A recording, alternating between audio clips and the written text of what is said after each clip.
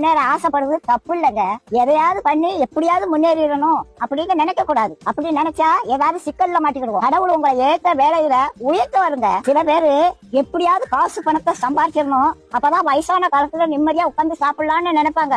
வயசான காலத்துல காசு பணம் எல்லாம் இருக்கும், ஆனா ஒன்னும் அனுபவிக்க முடியாது. பாட்டி வீட்டுல ஒரு எலி ரொம்ப நாளா தொண்டை பண்ணிக்கிட்டு இருந்தது. அதை எப்படியாவது பிடிச்சிடணும்னு கூண்டுக்குள்ள ஒரு தேங்காய் துண்டை குச்சி வச்சேன். ஒரு 9 மணிக்கு சத்தம் கட்டுச்சு, எலி மாட்டிக்கிட்டுச்சு. சரி இருக்கட்டும், காலையில எந்திரிச்சு காட்டு பக்கத்துல கொண்டு திறந்து விடுவோம் அப்படின்னு நினைச்சு தூங்கிட்டேன். காலையில பார்த்தா எலி உள்ளதான் இருந்துச்சு. ஆனா அந்த தேங்காய் துண்டை அதை நக்கி கூட பாக்கலங்க. எப்படி வச்சானோ அது அப்படியே இருந்துச்சு. ராத்திரி முழுவதும் உள்ளதான் இருந்துச்சு. அந்த தேங்காய் துண்டை திங்கலாம்ல, அதுக்கு மரண பயம் வந்துட்டு அதனால தேங்காய் துண்டை திங்கிறதுக்கு மனசு வரல. அதுக்கு தேங்காய் துண்டை விட நம்ம உயிர் பிழைச்சா போதும்னு அது இருந்துச்சு. அதே மாதிரிதாங்க காசு பணத்தை சேர்த்து வச்சாங்க.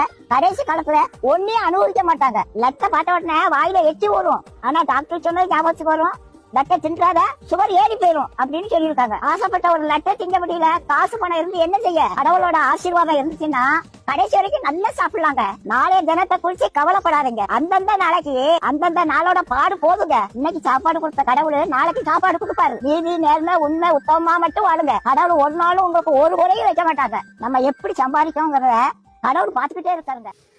Hello friends, welcome to Bolan Tamizhan. நான் உங்கள் கார்த்திக். வீடியோ போட்டு ரொம்ப நாள் ஆகுது. ஏன் அப்படின்னா, நம்ம சும்மா ஏதாவது சம்மந்தமே இல்லாத வீடியோ போட்டுக்கிட்டே இருக்கணும் அப்படிங்கிற எண்ணம் நம்மளுக்கு கிடையாது. ஏதாவது ஒரு முக்கியமான விஷயங்கள் இருக்குது, நம்ம ஆட்களுக்கு தேவையான இன்ஃபர்மேஷன் இருக்குது அப்படின்னா மட்டும்தான் நம்ம வந்து ஒரு வீடியோ மேக் பண்ணி போடுவோம்.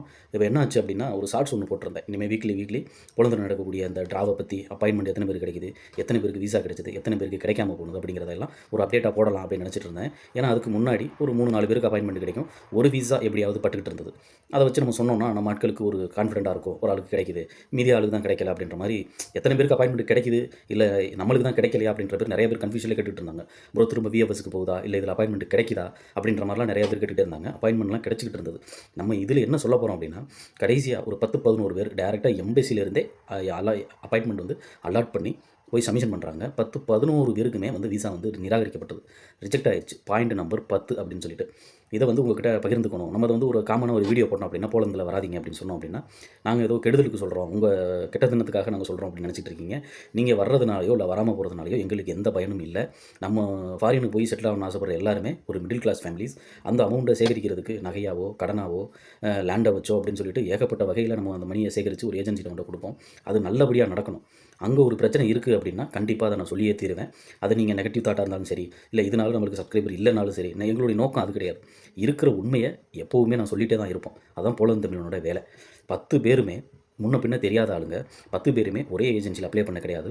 எல்லாருமே டிஃப்ரெண்ட் கேட்டகரி வேலை இருந்தாலும் அவங்களுக்கு வந்து விசா நிராகரிக்கப்பட்டிருக்கு.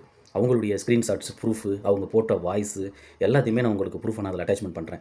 ஏன் அப்படின்னா, இப்போ நம்ம ஒரு 10 பேருக்கு ரிஜெக்ட் ஆயிடுச்சு அப்படின்னு சொன்னால், நம்மளுக்கு தெரிஞ்சு 10 பேர் 1 வீக்குக்குள்ளே அப்படின்னா, இது வந்து ஒரு பெரிய அளவில் கவுண்டிங்காக தான் நீங்கள் எடுத்துக்கணும். ஏன்னா எல்லாருமே நம்ம எவ்வளோ பேர் போய் சப்மிஷன் பண்ணுறாங்களோ எல்லாருமே நம்மளுக்கு தெரிஞ்சுக்கணும் அப்படின்னு அவசியம் இல்லை. பட் 1 வீக்குக்குள்ளே 10 பேருங்கிறது மிகப்பெரிய கவுண்டிங்கு. இந்த இதில் நாளைக்கு நீங்களும் இருக்கக்கூடாது அப்படின்னா இந்த வீடியோவை தொடர்ந்து வாட்ச் பண்ணுங்கள். ரொம்ப பெருசாக போகிறதுக்கான வாய்ப்புகள் இருக்குது.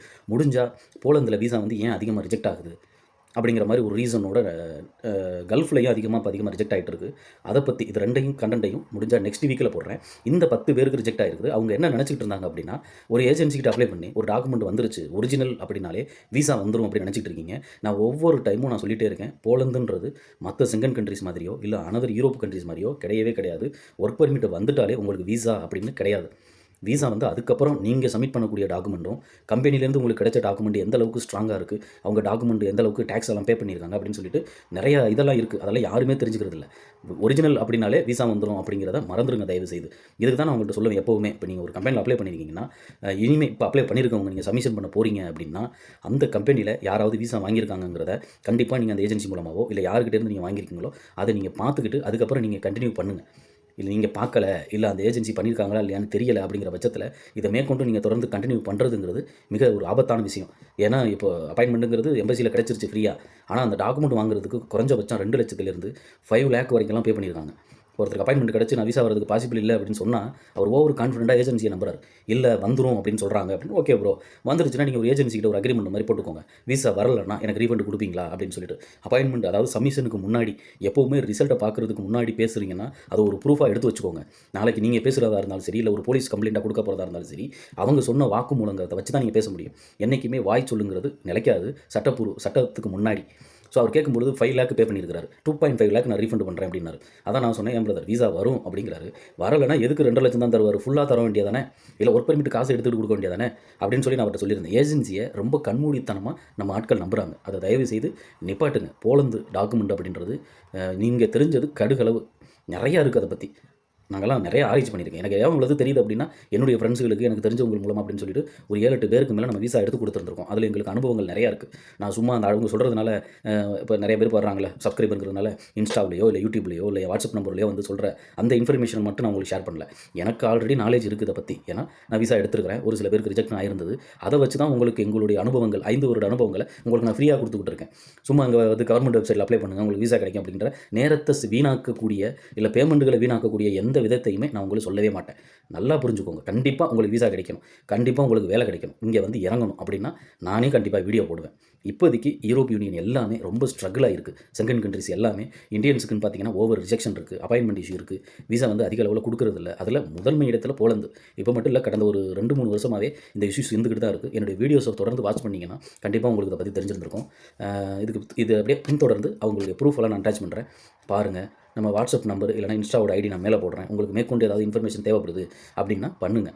ஒரு என்றைக்குமே உங்களுக்கு இருக்கக்கூடிய ஒரு டாக்குமெண்ட் வந்து ஒரிஜினல் ஏஜென்சி கொடுத்துட்டாங்க, கண்டிப்பாக விசா வந்துடும் அப்படின்னு நினைக்காதீங்க.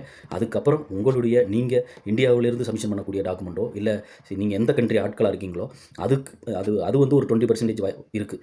கம்பெனியோட டாக்குமெண்ட் வேல்யூ, டாக்குமெண்ட் சப்போர்ட் இருக்குல்ல, அது ஒரு 80% தேவைப்படுது. அதுவும் இல்லாமல் அது ஒரு நல்ல கம்பெனியாக இருக்கணும். போலந்தில் பார்த்தீங்கன்னா லட்சக்கணக்கான கம்பெனிகள் ரெஜிஸ்ட்ரேஷனில் இருக்குது, எல்லாருமே டாக்குமெண்ட் ப்ரொவைட் பண்ணுறாங்க. ஆனால் அதில் எல்லாருக்குமே விசா கிடைக்குதான்னு கேட்டால் இல்லை. ஒரு சில குறிப்பிட்ட கம்பெனிகளின் பேர்களுக்கு மட்டும்தான் விசா ப்ரொவைட் பண்ணுறாங்க. இன்னும் உங்களுக்கு சிறந்த எக்ஸாம்பிள் என்ன சொல்லணும் அப்படின்னா, இங்கே என்கிட்ட ஒரு 4 வருடங்களாக எனக்கு ஒரு போலந்து சிட்டிசனு, அவர் ஒரு எம்ப்ளாய்மெண்ட் ஏஜென்சின்னு வச்சுக்கோங்களேன், அவர் இங்கே வேலை வாய்ப்பு எடுத்து கொடுக்குறது இல்லை டிஆர்சி கார்டெல்லாம் ப்ரொசீட் பண்ணுறதுன்னு பண்ணிட்டு இருக்காரு. அவர் எனக்கு வந்து மெசேஜ் பண்ணுறாரு, ப்ரோ ஒர்க் பர்மிட் எனக்கு தேவைப்படுது. அவர் போலந்து சிட்டிசனு, அவர் என்கிட்ட ஒர்க் பர்மிட் கேட்குறாரு. போலந்து ஒர்க் பர்மிட் வேணும் பிரதர், எத்தனை நாட்கள் ஆகும், எவ்வளோ பேமெண்ட் ஆகும் அப்படின்னு சொல்லி கேட்டிருந்தார். அவரே எனக்கு ஒரு 40,000 to 50,000 ஒர்க் பர்மிட் இருக்குது அப்படின்லாம் சொல்லியிருந்தார். ஆனால் அப்போதைக்கு விசா வர்றதுல எல்லாம் நிறைய குளறுபடிகள் இருந்ததுனால நான் அவர்கிட்ட வந்து தவிர்த்துக்கிட்டேன். அவர்கிட்ட அந்த டிஆர்சி கார்டு ப்ராசஸ்க்காக கேட்டிருந்தேன். பட் அதுக்கப்புறம் அவராக தொடர்பு கொண்டு ஒரு வருடத்துக்கு அப்புறம் இந்த மாதிரி கேட்டிருந்தார். நான் சொன்னேன், இல்லை பிரதர், இப்போ போலந்து ஒர்க் பர்மிட்டுங்கிறது ரொம்ப ஈஸியாக வாங்கிடலாம், 2 to 3 மந்த்துக்குள்ளே கிடைச்சிரும், 30,000 ஒரு 50,000 வாங்கிடலாம். பட் விசா பாசிபிளுங்கிறது ரொம்ப லோவாக இருக்குது அப்படின்னு நான் சொன்ன உடனே அவருக்கு எனக்கு கொடுத்த பதில் ரொம்ப அதிர்ச்சியாக இருந்தது. அது இந்தியாவோட அவர்கிட்ட கான்டாக்டில் இருக்கிற ஏஜென்சி இந்தியாக்காரனாக இருக்கலாம், ஸ்ரீலங்காவாக இருக்கலாம், நேபாள், பங்களாதேஷ், பாகிஸ்தான், யாருன்னு நம்மளுக்கு தெரியாது. அவர் கொடுத்த ஒரு பதில் என்ன அப்படின்னா, எனக்கு விசா ரேஷியோ தேவை கிடையாது, விசா வரணும்னு அவசியம் கிடையாது, ஒர்க் பர்மிட் மட்டும் போதும், 1 மந்த்துக்குள்ளே ஒர்க் பர்மிட் கிடைச்சா போதும், ஏஜென்சிகள் இப்படி தான் கேட்குறாங்க, விசா வரணும்னா பிரச்சனை இல்லை அப்படின்னே கேட்குறாங்க. அப்படின்னா என்ன நடக்குதுன்னு உங்கள் நல்லா புரிஞ்சுக்கோங்க. ஒர்க் பர்மிட்டுக்கு ஏப்ப சாப்பைக்கு நீங்கள் கட்டுற காசுக்கு ஒரு ஒர்க் பர்மிட் உங்கள் தலையில் கட்டணும் அப்படிங்கிற எண்ணத்தில் தான் ஏஜென்சிகள் இருக்காங்களே தவிர, அதை உங்களுக்கு அது வந்து ஒரு நல்ல டாக்குமெண்ட்டாக உங்களுக்கு விசா வாங்கி கொடுக்குற டாக்குமெண்ட்டாக இருக்கணும் அப்படின்னு யாருமே எதிர்பார்க்கல. இது எல்லாத்துக்குமே இது பொருந்தும். அதனால் போலந்து அப்படின்னாலே ஒரு ஏஜென்சிக்கிட்ட போனால் விசா வாங்கிடலாம், நம்ம இங்கே வந்து இறங்கிடலாம் அப்படின்னு நினைக்கிறது எல்லாமே தப்பு. அதே மாதிரி இங்கே இருக்கிறவங்கள்ட்ட ஹெல்ப் கேட்டு வாங்கிடலாம் அப்படின்லாம் நினைக்காதீங்க. இங்கே வேலை பார்த்துக்கிட்டு இருக்காங்க அப்படின்னா, ஏன்னா அதை வந்து பண்ணியிருந்துருக்கணும், அவங்களுக்கு தெரிஞ்சிருந்துருக்கணும் டாக்குமெண்ட்னா என்ன. யாருக்காவது ஹெல்ப் பண்ணி டாக்குமெண்ட்டுக்கு விசா வாங்கியிருக்காங்க, அதோட ப்ரூஃபை பார்க்குறீங்க, வந்திருக்காங்கன்னா நீங்கள் ஓரளவுக்கு தாராளமாக நம்பலாம். ஆனால் எதுவுமே இல்லாமல் நான் பண்ணித்தர்றேன், இல்லை நீங்கள் அவங்ககிட்ட போய் ஹெல்ப் கேட்குறதோ அந்த மாதிரி வேலையை வச்சுக்காதீங்க. முற்றிலுமாக நீங்கள் ஏமாற்றப்படுவதற்கு மிகப்பெரிய வாய்ப்புகள் இருக்குது. போலந்து 10-11 பேர் அப்ளை பண்ணி 11 பேருக்குமே வேறு வேறு ஒர்க் பர்மிட்டு, வேறு ஏஜென்சி, வேறு ஒர்க்கு, அப்படி இருந்தும் எல்லாருக்குமே பாயிண்ட் நம்பர் 10. எல்லாருமே சொல்கிறது, ப்ரோ என் ஒர்க் பர்மிட் ஒரிஜினல் ப்ரோ, இந்த பாயிண்ட் நம்பர் 10க்கு என்ன வைக்கணும் அப்படின்னு கேட்குறாங்க. வாய்ப்பே இல்லை. நீங்கள் இப்போ ஒரு விசா ஃபீஸ்னு பார்த்தீங்கன்னா 20,000 போய்ட்டு சப்மிஷன் பண்ணி ரிஜெக்ட் ஆகிட்டு வந்துருது. ப்ரோ ஒரே ஒரு பாயிண்ட் தான் ப்ரோ, இதை எப்படி ப்ரோ ரெக்டிஃபை பண்ணுறது அப்படின்னு நிறைய பேர் என்கிட்ட கேட்குறாங்க. பாயிண்ட் நம்பர் 10 நீங்கள் என்ன பண்ணாலும் உங்களுக்கு கிடைக்கிறதுக்கு வாய்ப்பு இல்லை. போலந்தை பொறுத்த வரைக்கும் ஃபஸ்ட் அட்டம்ப்ட்லேயே நீங்கள் விசா எடுத்துடணும். அப்படி கிடைக்கலன்னா அதை ட்ராப் பண்ணிடுங்க. ஏன்னா அதுக்கப்புறம் ரீசப்மிஷன் சொல்லிட்டு அகைன் நீங்கள் விசா ஃபீஸ் பே பண்ணுறது எல்லாமே உங்களுக்கு வேஸ்ட்டாக தான் போகும். என்கிட்ட வந்து கேட்குற அந்த unskilled categories, skilled categories, age கம்மியாக இருக்கிறவங்க ஓரளவுக்கு உங்கள் டாக்குமெண்ட்டை பார்த்தாலே எனக்கு தெரிஞ்சிடும். ரீஅப்பீல் பண்ண வேண்டாம் தயவு செய்து, மேற்கொண்டு ஒரு 15,000 நீங்கள் இழக்காதீங்க அப்படின்னு தான் சொல்லியிருக்கேன். பார்த்து கேர்ஃபுல்லாக இருங்க. மோஸ்ட்லி நெக்ஸ்ட் வீடியோவில் போலந்தில் எதனால் ரிஜெக்ட் ஆகுது அப்படிங்கிற மாதிரி ஒரு வீடியோவை ரொம்ப கிளியராகவே நான் உங்களுக்கு எக்ஸ்பிளைன் பண்ணுறேன். அதை பார்த்தாலே கண்டிப்பாக உங்களுக்கு தெரியும் என்ன மாதிரியெல்லாம் நீங்கள் பார்க்க வேண்டியது இருக்கும், உங்கள் டாக்குமெண்ட்டுக்கு விசா வரதுக்கு பாசிபிள் இருக்கா இல்லையா அப்படிங்கிறதெல்லாம் நீங்கள் செக் பண்ணிக்கலாம். அதே மாதிரி கல்ஃப் கண்ட்ரிஸ் போங்க, அங்கே விசா கிடைக்கிறதுக்கு பாசிபிள் இருக்குது அப்படின்னு நம்ம அடிக்கடி சொல்லிகிட்டே இருந்திருப்போம். இப்போ அங்கேயும் ஒரு பிரச்சனைகள் ஏற்பட்டிருக்குது. ஏன்னா இப்போ கடைசியாக ஒரு போன வீக் அதே டைமில் 11 பேரில் கல்ஃப்லேருந்து ஒருத்தர் ரிஜெக்ட் ஆகிட்டு வந்தவர் கத்தார். அவரும் சொன்னார் 10 பேர் நாங்கள் பாஸ்போர்ட் கலெக்ஷன் போகிறோம் ப்ரோ, 10 பேருக்குமே விசா ரிஜெக்ட் அப்படின்னு சொல்லியிருக்காரு. ஸோ அதை பற்றின ஒரு வீடியோவையும் நெக்ஸ்ட்டில் கண்டிப்பாக நான் தெளிவாக போடுறேன். இப்போதைக்கு ரிஜெக்ட் ஆன உங்களுடைய സ്ക്രീൻ റെക്കോർഡ് വീഡിയോ അത് ഉங்கள் பார்வைக்கு நான் பதிவிடுறேன். ബ്രോ പോളണ്ട് വിസ ഞാൻ അപ്ലൈ ചെയ്തു. അപ്പോൾ അതിൽ റീസൺ നമ്പർ 10 റിജക്റ്റ് ആയിട്ടെ. അപ്പോൾ ഇൻവിറ്റേഷൻ ലെറ്റർ ഞാൻ വയ്ക്കല്. അപ്പോൾ അത് താനായിരിക്കുമോ? ഇനി என்ன டாக்குமெண்ட் வைக்கணும்? இவர் பார்த்தீங்கன்னா சப்ஸ்கிரைபர் 2 மூணாவது உங்களுக்கு பார்த்தீங்கன்னா பாயிண்ட் நம்பர் 10 அவங்க எப்போ சப்மிஷன் பண்ணாங்க, யாருக்கு டவுன் பண்ணுவாங்க என்ன தெரியல. பட் இவங்களுக்கு ஒரு இஷ்யூ வரும்போது அதை ஃபார்வர்ட் பண்ணிட்டு உடனே கால் பண்ணுவாங்க. இந்த பாயிண்ட் நம்பர் 10 இதுக்கு ஏதாவது சொல்யூஷன் கொடுங்க அப்படின்ட்டு. டைம் இருந்ததுன்னா போல அப்ளை பண்ணுவாங்க. அப்ளை பண்ண போகிறவங்க தயவு செய்து இந்த வீடியோ எடுத்து பாருங்க. இவரும் பார்த்தீங்கன்னா நம்ம சப்ஸ்கிரைபரில் ஒருத்தர் தான். இவர் இந்த விசாலாம் ஸ்டாப் பண்ணிட்டாங்கன்னு சொன்னப்போ நெட்டில் போய் பார்த்துட்டு ப்ரோ விசாலாம் ஸ்டாப் பண்ணல பண்ணியாச்சுன்னு சொன்னீங்க அப்படின்னு கேட்டிருந்தாரு. அதே மாதிரி அப்பாயின்மெண்ட் கிடைச்சதுக்கப்புறமும் நம்மகிட்ட வந்து கேட்டிருந்தாரு. இல்லை பிரதர் சொல்லாமல் சொல்கிறாங்க, விசா வந்து நிறையா பேருக்கு ரிஜெக்ட் ஆகிட்டு தான் இருக்குது, யாரும் அப்ளை பண்ணக்கூடாது, அப்ளை பண்ணால் விசா வந்து ரிஜெக்ட் ஆகும் அப்படின்ற மாதிரி பண்ணுறாங்க அப்படின்னு சொல்லியிருந்தேன். போன வருஷம் 24 பேசிக்கிட்டு இருக்காரு. அன்ஸ்கில்டு இப்போலாம் ஸ்கில் கிடையாது, விசா வந்து ரிஜெக்ட் ஆகும் முன்கூட்டியே அவர் வாங்கி கொடுத்துருந்தோம். பட் ஆனால் கேட்காம போய் சப்மிஷன் பண்ணிட்டு விசா ரிஜெக்ட் ஆயிடுச்சு. பாவம் இப்போலாம் பார்த்தீங்கன்னா அதிகமாக ரிஜெக்ஷன் வருது. நம்ம சொல்கிறோம் அப்படின்னா யாருமே சீரியஸாக எடுக்க மாட்டேங்கிறீங்க. இந்த சிச்சுவேஷனில் நீங்கள் விழுந்துக்கூடாது அப்படிங்கிறத தான் உங்களுக்கு சொல்கிறேன். Good afternoon brother. எனக்கு எம்பசி வந்து லெட்டர் வந்தது. இது ரிவ்யூ பஸ் அப்ளை பண்ண ரிஜெக்ட் பண்ணிட்டாங்க. அது என்னன்னு கேட்டு ஏதோ 10 நம்பர் காலம்ல போட்டு ஏதோ சரியான ஸ்டே பர்பஸ் எதுவும் இல்லைன்னு சொல்லியிருந்தாங்க. அதுக்கப்புறம் ரீ அப்ளை பண்ணியிருந்தேன், அதுவும் ரிஜெக்ட் பண்ணிட்டாங்க. அண்ணா வணக்கம். நான் இந்த 10ஆம் நம்பர் வந்துட்டு ரிஜெக்ஷன் ஆகிருக்கு. டேட்டு கிடச்சி கொடுத்து எல்லாம் பக்காவாக தான் கொடுத்தேன். அது வந்துட்டு என்னென்னா கவர்மெண்ட் வக்கீல்கிட்ட அப்ரூவ் வாங்கி சைன் பண்ணி தான் கொடுத்தேன். இருந்தாலும் நாங்கள் 3 பேர் போனோம். மூணு பேர் தான். நான் இங்கே என்ன ஊரில் இருந்து நான் மட்டும்தான், பக்கத்து ஊர்லேருந்து ஒரு பையன், அப்புறம் அங்கேருந்து கம்பெனியான கேரளாவிலேருந்து ஒரு பையன், அகமதாபாத்தில். எல்லாருக்குமே இதில் தான் ரிஜெக்ஷன் ஆகிருக்கேன். இது நீ ஒரு 14 நாளைக்கு டைம் இருக்குல்ல, ஏதாவது பண்ண முடியுமா? ஏதாவது நம்ம சைடில் சீல் அடிச்சு வந்திருக்கு. அதான் எனக்கு திருப்பி அப்ளை பண்ணலாமா என்ன மாதிரின்னு டவுட்டாக இருக்குது. நான் 6 மந்த் ஆகுமா இல்லாட்டி திருப்பி அப்ளை பண்ணலாமா? என் ஒர்க் பெர்மிட் ஒரிஜினல் நான் என்னென்னு கேட்டால் 1 மாதம் 10 நாளில் எனக்கு அப்பாயின்மெண்ட் கிடச்சிருச்சு. சரியா?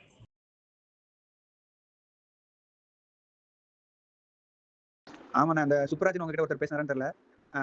அவர் எங்கள் கம்பெனிக்கு தான் பண்ணிருக்காரு தான். அவர் ரீஅப்ளை பண்ணுறேன்னு சொல்லிட்டு போயிருக்காரு. நான் பண்ணலண்ணே. நான் உங்ககிட்ட கேட்டதில்ல போலன், அதாவது துபாய்க்கு போகணும்னு சொல்லிட்டு. அதனால் துபாய்க்கு கன்ஃபார்ம் பண்ணிட்டேன். அவங்ககிட்ட மறுபடியும் கேட்டேன். அவங்க ரெடியாக தான் இருக்காங்க வர சொல்லிட்டு. ஸோ அவங்க வந்து நான் 31 ஃப்ளைட் புக் பண்ண சொல்லியிருக்கேன். அவங்க பார்த்து சொல்கிறேன்னு சொல்லியிருக்காங்க. ஸோ துபாய்க்கு தானே போகணும். கம்பெனி இந்த போலன் கம்பெனி கிட்ட இந்த மாதிரி சொன்னேன். ஓகே நாங்கள் வேறு டாக்குமெண்ட்ஸ் ரெடி பண்ணுறோம்னு சொன்னாங்க. அதனால் நம்பிக்கை இல்லைண்ணே. பார்த்துக்கலாம். மறுபடியும் ஒரு 12,000 கொடுக்கணும். ஏற்கனவே ஒரு 30,000 லாஸ்.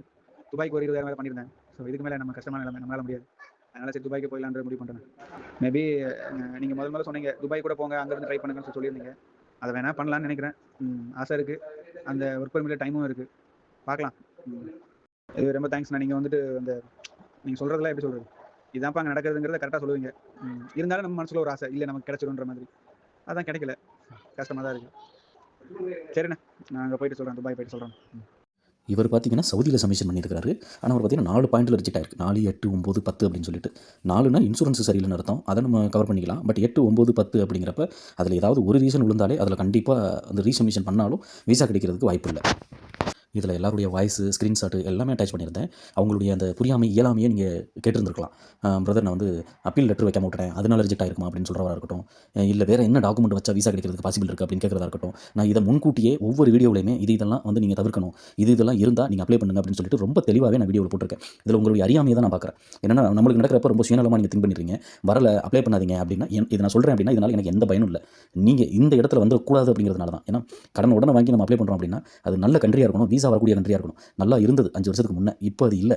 இவங்களுடைய அவங்களுடைய மனநிலையெல்லாம் பாருங்கள் எவ்வளோ பாதிக்கப்பட்டிருக்காங்க. இப்போ ஏதாவது ஒரு வழி சொல்லுங்கள் விசா வாங்கி கொடுக்குறதுக்கு அப்படின்னு.